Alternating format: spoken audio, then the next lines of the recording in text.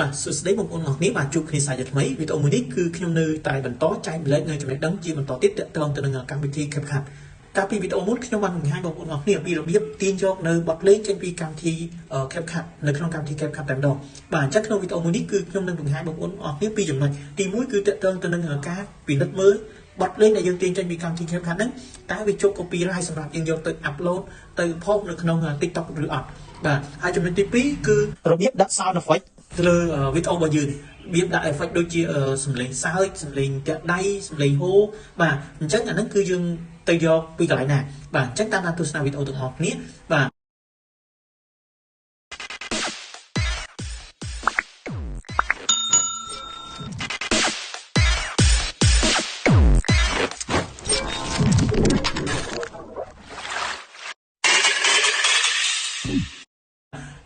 ខ្ញុំចូលទៅក្នុងកម្មវិធី CapCut ហើយវីដេអូដែលខ្ញុំបានបន្តពីវីដេអូមុនបាទវីដេអូមុនគឺខ្ញុំបានទាញយកបទភ្លេងចេញពីកម្មវិធី CapCut ហ្នឹងបាទអញ្ចឹងយើងចូលទៅចំណុចទី1ចំណុចទី1គឺរបៀបយើងចូលទៅ check មើលថាតើបទភ្លេងដែលយើងទាញយកពីកម្មវិធី CapCut ហ្នឹងតើវាជាប់ copyright ដែលយើងសម្រាប់យកទៅ upload នៅលើ TikTok បានឬអត់បាទអញ្ចឹងដើម្បីយើង check បានបងប្អូនចូលទៅកន្លែង audio នៅខាងក្រោមនេះមកហើយបន្តមកចូលទៅខាងក្រោមនេះកន្លែង copyright បងប្អូនចូលកន្លែងហ្នឹងមកបាទចូលទៅ copyright រួចហើយបងប្អូនមក check កន្លែងនេះ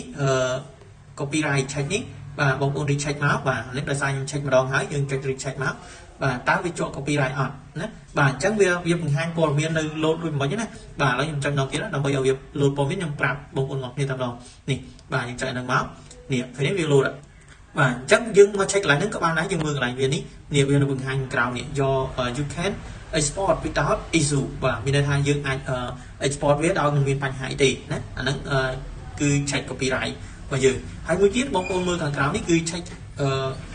copyright check for posting on TikTok បាទអញ្ចឹងយើង check មើលតើវានៅជាប់ copyright អត់ប្រសិនបើយើងយកទៅផុសនៅក្នុង TikTok បាទអញ្ចឹងបងប្អូនចុចកន្លែង check នេះមកបាទនោះវានឹង check ឲ្យហើយបងប្អូនឃើញវាកំពុងតែ check បាទតើវាជាប់ copyright អត់ប្រសិនបើយើងយកវាទៅ upload ចូលក្នុងកម្មវិធី TikTok បាទនេះវាបង្ហាញលទ្ធផលហើយអញ្ចឹងយើងទៅ check មើលលទ្ធផលរបស់វាបាទបងប្អូនចូលទៅកន្លែង copyright ហ្នឹងទៅនេះបងប្អូនឃើញនេះវាបង្ហាញជាលទ្ធផលឃើញនេះវា take ឲ្យយើងនេះបាទវា take ឲ្យយើងយក video can be post on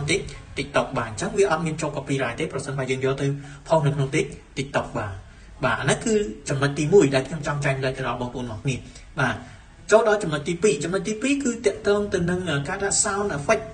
ទៅលើវីដេអូរបស់យើងហ្នឹងបាទអញ្ចឹងឧទាហរណ៍ថាវីដេអូយើង play ទៅមកដល់កន្លែងណាមួយយើងចង់ដាក់ sound effect បាទឥឡូវឧទាហរណ៍កន្លែងនេះខ្ញុំចង់ដាក់ sound effect កន្លែងហ្នឹងណាវាតាក់ទងមើលទៅឃើញត្រូវច្រើនបាទអញ្ចឹងយើងចង់ដាក់ sound effect ដាក់ថាម៉េចឲ្យត្រូវនឹងវីដេអូរបស់យើងបាទអញ្ចឹងដើម្បីដាក់ sound effect ហ្នឹងបានបងប្អូនចូលទៅកន្លែងនេះ sound effect នេះបាទចុចកន្លែងហ្នឹងមកបាទរួចហើយវាមកដល់កន្លែងនេះវាមាន sound effect ជាច្រើនបាទបងប្អូនអាចរើសមើល sound effect ណាមួយដែលត្រូវនឹង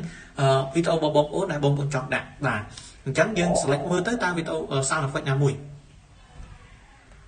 បាទអញ្ចឹងបងប្អូនគ្រាន់តែ select យកមួយមកបាទឥឡូវខ្ញុំដាក់ sound effect នេះមួយចុះបាទរួចហើយបងប្អូនគ្រាន់តែចុចសញ្ញាបូកនឹងមកវានឹងជាប់នៅ sound effect ហ្នឹងហើយបាទហើយកុំឲ្យលឺនៅបទភ្លេងកន្លែងហ្នឹងណាបាទកុំឲ្យលឺបទភ្លេងបងប្អូនគ្រាន់តែ select លើបទភ្លេងហើយបងប្អូនកាត់បងប្អូនចូល slip នេះមក flip នេះមកបាទរួចហើយបងប្អូនលើវីដេអូមួយទៀតបងប្អូនselect លើវីដេអូបងប្អូនចុច split ដែរបន្ទាប់មកដល់កន្លែងនេះនៅខាងចុងនេះបាទវាត្រឹមមកសំឡេង effect របស់យើងកាត់កន្លែងហ្នឹង split មួយទៀតបាទហើយកន្លែង sound ហ្នឹងយើង split មួយទៀតដែរអញ្ចឹងកន្លែងហ្នឹងបងប្អូនគ្រាន់តែ select លើកន្លែងយើង split ហ្នឹងបាទ sound ហ្នឹងរួចហើយបងប្អូនថយ volume អស់មកបាទល្អមែនទេថយ volume អស់បាទរួចហើយបងប្អូនចុច take មកបាទខាងលើមួយទៀត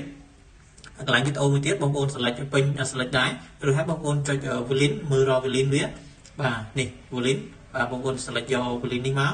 រួចហើយបងប្អូនបន្ថយ volume អស់បាទពេលហ្នឹងគឺវាលឺតែសំឡេង effect ទេបាទវាលឺតែសំឡេង effect ទេបាទរួចហើយបងប្អូនចុច take មកណាបាទអញ្ចឹងយើង play ទៅវាលឺតែ play effect សំឡេង effect ទេណាបាទ បាទអញ្ចឹង